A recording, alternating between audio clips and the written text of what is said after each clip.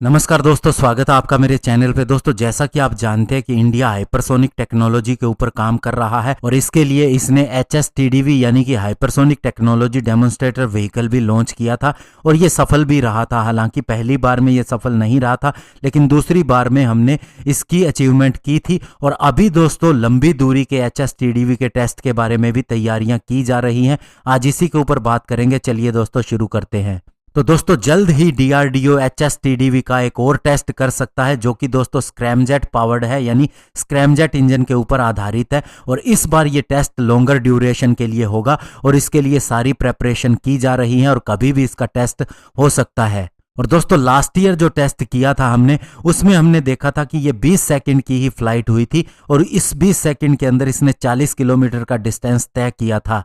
यानी हमें एक तरह से कह सकते हैं कि थोड़ी दूरी के लिए जो इस टेक्नोलॉजी के तहत हमें स्पीड चाहिए होती है वो मिल गई थी। और दोस्तों इस बार के टेस्ट का लक्ष्य ये है कि हमें 12 मिनट की फ्लाइट करनी है मैक 6 की स्पीड पे। और दोस्तों उस हिसाब से लगभग 2 किलोमीटर पर सेकंड की अगर स्पीड हम अचीव करना चाहते हैं तो ये 1500 किलोमीटर की दूरी तय करने का लक्ष्य कुछ सालों के अंदर रखा गया है, जिसका मतलब यह है कि शुरुआत के अंदर हमें 1500 किलोमीटर तक मास्टरी हासिल करनी है इस मिसाइल के लिए।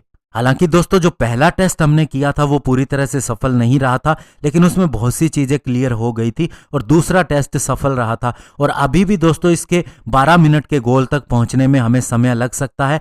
हो सकता है कि इसे शुरुआत में 2 से 10 मिनट तक रखा जाए और फाइनली हम 1500 किलोमीटर तक पहुंचेंगे तो उसके बाद में हो सकता है कि इसकी मिसाइल का भी निर्माण शुरू हो सके। और दोस्तों इस मिसाइल का प्रोडक्शन 4 से 5 सालों के अंदर शुरू हो सकता है। और शुरुआत के अंदर दोस्तों ये anti ship hypersonic cruise missile के रूप में और land based hypersonic cruise missile के रूप में तैयार की जाएगी, यानी कि हमारी तीनों फोर्सेस के ये काम आ सकती है। और बाद में दोस्तों हो सकता है कि इसका एक एयरफोर्स का भी वर्जन आ जाए। और दोस्तों इसका सबसे बड़ा फायदा ये होगा कि इसको कोई भी रडार भेद नहीं सकता, यानी कि दुश्मन का एयर डिफेंस सिस्टम भी इसे किसी भी तरह से डिस्ट्रॉय नहीं कर सकता। और उसके बाद हमारे पास अचूक क्षमता होगी और ये हमारे दोनों पड़ोसी देशों को पता होगा।